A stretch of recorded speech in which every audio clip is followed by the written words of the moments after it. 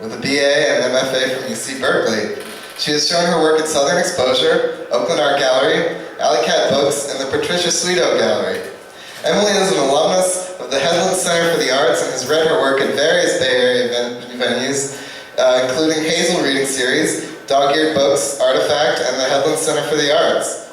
She's working on a 4-voiced novel and is an MFA candidate in fiction with the Correlative in Cinema Studies at San Francisco State. Please welcome Emily!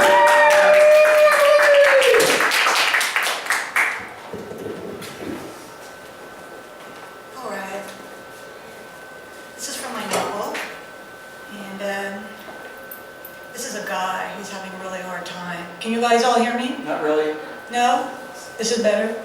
Yeah, okay. Move the mic toward you. I don't want to touch it. I'm not the kind of guy who customarily goes around beating his chest, but after Sheila changed the locks on her brownstone, I ran over to the Verizon in McKinley Square and growled, "Give me a phone before I kill myself." "Sir," the clerk said, "you have to get in line." She waved me away in tandem with her ponytail's sway. "Hey, pretty pony, how'd you like it if I yanked you close and whipped your herbal essence? Maybe you haven't washed in a while. Hey, pretty, pretty." I edged up to the counter once more. "Sir," she warned, "I'm just trying to see what's in the showcase. It's not my fault I'm nearsighted." When I looked up, I realized Polly was really a woman someone in her 50s. Her hair probably wasn't dirty, just dishwater colored. She gathered it with a wide navy scrunchie flecked with daisies. Ooh, how I wanted to tug those flowers down, down, down into the display case. Ooh, the satisfaction of shattered glass, blood on my hands, and the freedom to steal something I didn't even want. Woo, though that would be too easy. I'm not the kind of guy who takes the easy way out. I swept past chiffon, brocaded, braceleted, cardamom and coriander ladies, and assumed my place near the door behind a guy wearing 2 replica watches. He jittered within blue earbuds. His hair looked partially eaten. He was probably about my age. He blew his cheeks out. He sucked them in. He blew them out. One of his buds fell. The door swung open. A teenage couple clung there, elaborately kissing, the logos of their hoodies merging. Jazzy fragments filled the room. I could have sworn I was overhearing Miles, maybe the birth of the cool. My friends learned the heavy beats of my new number by calling the house. The old house, the one that used to be a sign of our marriage, but is now in Sheila's name.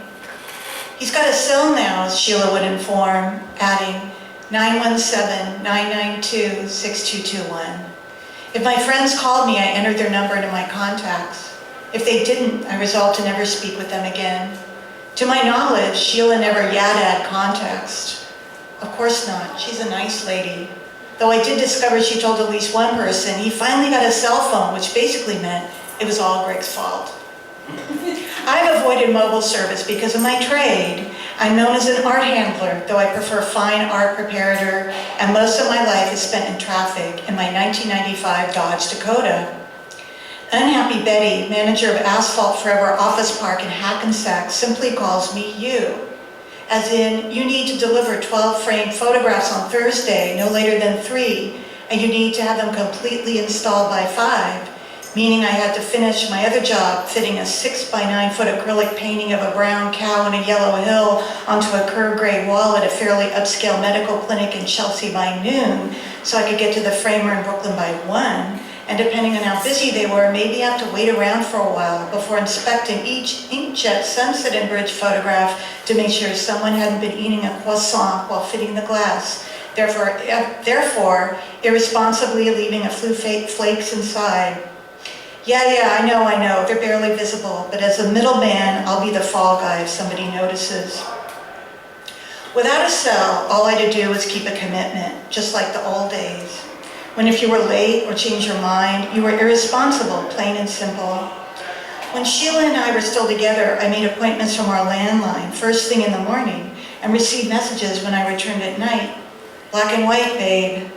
Maybe Betty, etc., be peeved I wasn't going to instantly get their last-minute missive that they had to change our time to 2 or 2:30 or Friday or next week because a meeting went over, or the principal at the Little Red Schoolhouse wanted Emma picked up early because she'd thrown a warm lavender wafer at Liam in her World of Baking class. But if you break my schedule, I'm going to think that you don't value my time, or yours. I'm going to think you don't respect structure, and structure is pleasure. It means you care, and caring, too much caring, is deep in my nature. It's the grain of my character. When a phone asks, I answer. It's gospel, call and response. Hey Greg, can you come a little bit earlier? Sure, I'll say, thinking hay is for horses, opening the door for rupture. See, if I start saying yes to unhappy Betty, etc., they will without one iota of a doubt change the rules on me again and again. I'll wind up uncontrollably giving. Think my unavailability has cost me gigs? Me, the problem solver, the magic man, the one who's never late, never early? I'm the guy who makes no mistakes. I'm all business before pleasure. Scorsese's assistant once told me, Marty's really pleased with your work. Don't you want to raise your rates? Marty's one of those guys who likes to hover, and that's fine, but he doesn't get up until 4 because he's been in his dungeon all night watching the last 10 minutes of Duel in the Sun, which means I have to get there at the end of the day, which means I'll basically have to work late, which basically means I won't get to bed at a reasonable hour, which means I won't be able to make early morning appointments. If I raise my rate for Marty, it'll mean I prefer him. I'll have to care about him the most. No, I politely replied. When the assistant asked if I was sure, I added, no only means one thing. Okay, I'll read another section. That was great. Okay, a few more pages. By the time Harriet called, leaves were turning gold. My daughter had been dead for nearly a year, and I'd lost another tooth. This time, one of the ones in front and on top. My snorting habits were becoming apparent. It had become nearly impossible for me to charm anyone unless it was over the phone and the person at the other end had a thing for dry lisps. I can't even believe you're picking up, Harriet exclaimed. Her fireball voice always scorched me. When I called your house, Sheila said, he finally got a cell. What made you break down? She didn't say anything else, like the fact we signed a marital settlement agreement this afternoon. I told Harriet everything while I paced along East 18th Street. Except for my lawyer, this was the first time I'd ever had to come out and be point blank about it. Most of my friends had gone through the mess with me. Yeah, Harriet was an old buddy and not a bad one, but she lived in Cali, and we only spoke a couple of times a year when she called or came to New York, and then she always seemed to only want to be with me for 15 minutes. For example, on April the 6th, 2000, at 10 p.m., I pulled up in my two-tone Buick Riviera to the curb of the Gramercy Park Hotel. This is when you could still have a whole, only slightly shabby suite filled with vintage deco furniture all to yourself for $150 a night. She wasn't in the lobby like she said, so I had to park and have the front desk lady buzz her while I stood beneath ringlets of smoky chandelier light and watched the oversized face of the checkerboard clock.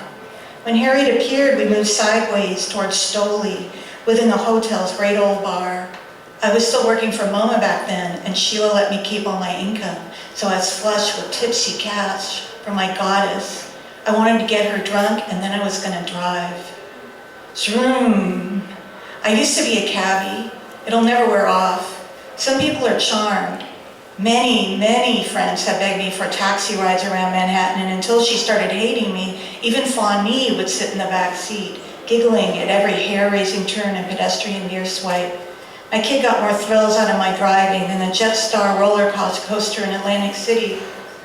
With Harriet, though, I cringed along with her at every single one of my brake slams and horn honks and refusals to use my turn signals. It's like plowed into Harlem, cruising towards a Lennox lounge, chocked with sidecars and tiny tile. It took me half an hour to park. We weren't jazzing more than 5 minutes when Harriet pulled her usual "I'm tired" shit and made me get back in the car and turn south. In return, I tried to make her feel bad in a jokey way, except I wasn't kidding. Just because I smiled a lot around her didn't mean I was a nice guy. I said, "Someone told me your hero, Brian Eno, isn't so great. he dumped house paint into a river for one of his art school projects. That's what they call hearsay, she replied. I remembered how even some of the instructors at Cal would cringe at her stressed bossiness. Hearsay? Oh yeah, she used to be a legal assistant, family law.